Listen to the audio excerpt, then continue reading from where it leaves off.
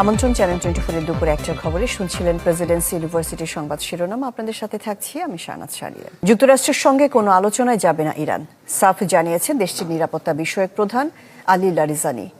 আর Donald ট্রাম্পের হুঁশিয়ারি, ওয়াশিংটনের লক্ষ্য পূরণ না হওয়া পর্যন্ত ইরানের উপর হামলা অব্যাহত থাকবে। এদিকে মধ্যপ্রাচ্যের সংঘাতের আঁচ লেগেছে লেবাননেও। ইসরায়েলের সাথে চলছে পাল্টাপাল্টি হামলা। লেবাননে বিমান হামলায় এ পর্যন্ত 31 জনের প্রাণহানির খবর পাওয়া গেছে। ইরানের সর্বোচ্চ নেতা আয়াতুল্লাহ খামেনি সহ 40 শীর্ষ ইরানি কর্মকর্তা নিহত হওয়ার পর মধ্যপ্রাচ্য জুড়ে সংঘাত এখন নতুন মাত্রায়। মার্কিন সামরিক বাহিনী বলছে শনিবার থেকে এ পর্যন্ত ইরানের 1000-এর বেশি লক্ষ্যবস্তুতে হামলা চালানো হয়েছে। এর মধ্যে রয়েছে ইরানের ভূগর্ভস্থ সুরক্ষিত ক্ষেপণাস্ত্র স্থাপনা, যেখানে B-2 স্টেলথ বোমারু বিমান থেকে 2000 পাউন্ড ওজনের বোমা নিক্ষেপ করা হয়েছে। পাল্টা হামলায় কুয়েতের একটি ঘাঁটিতে 3 মার্কিন সেনা নিহত এবং 5 জন গুরুতর আহত হয়েছেন বলে মার্কিন সেন্ট্রাল কমান্ড নিশ্চিত করেছে। ট্রাম্প জানিয়েছেন এই সংঘাতে আরও মার্কিন হতাহতের আশঙ্কা রয়েছে এবং লক্ষ্য অর্জিত না হওয়া পর্যন্ত হামলা চলবে। তিনি ইঙ্গিত দিয়েছেন এই অভিযান 4 সপ্তাহ পর্যন্ত দীর্ঘায়িত হতে পারে।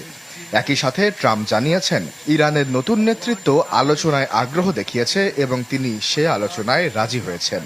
I once again urge the Revolutionary Guard, the Iranian military, police, to lay down your arms and receive full immunity or face certain death. Israel তেহরানের কেন্দ্রস্থলে হামলা চালিয়েছে। ইরানি রাষ্ট্রীয় গণমাধ্যম বলছে তেহরানের নিলুফার স্কোয়ারে ইসরায়েলি হামলায় কমপক্ষে 20 জন নিহত হয়েছেন। এছাড়া গান্ধী হাসপাতাল সহ একাধিক স্থাপনা ক্ষতিগ্রস্ত হয়েছে। একটি স্কুলে হামলায় শিশুসহ অন্তত 1.5 শতাধিক নিহতের খবরও সামনে এসেছে।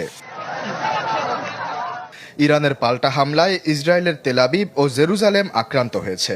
বেইত শেমেশ শহরে ক্ষেপণাস্ত্র হামলায় 9 জন নিহত হয়েছে। যুদ্ধের আঁচ পৌঁছেছে লেবাননেও।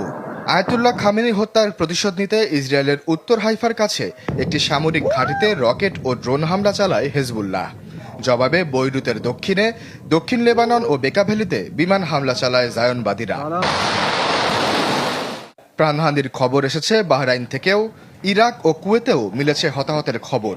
এছাড়া সাইপ্রাসে ব্রিটিশ রাজকীয় বিমান বাহিনীর ঘাঁটিতে সন্দেহজনক ড্রোন হামলা হয়েছে বলে ব্রিটিশ প্রতিরক্ষা মন্ত্রণালয় নিশ্চিত করেছে।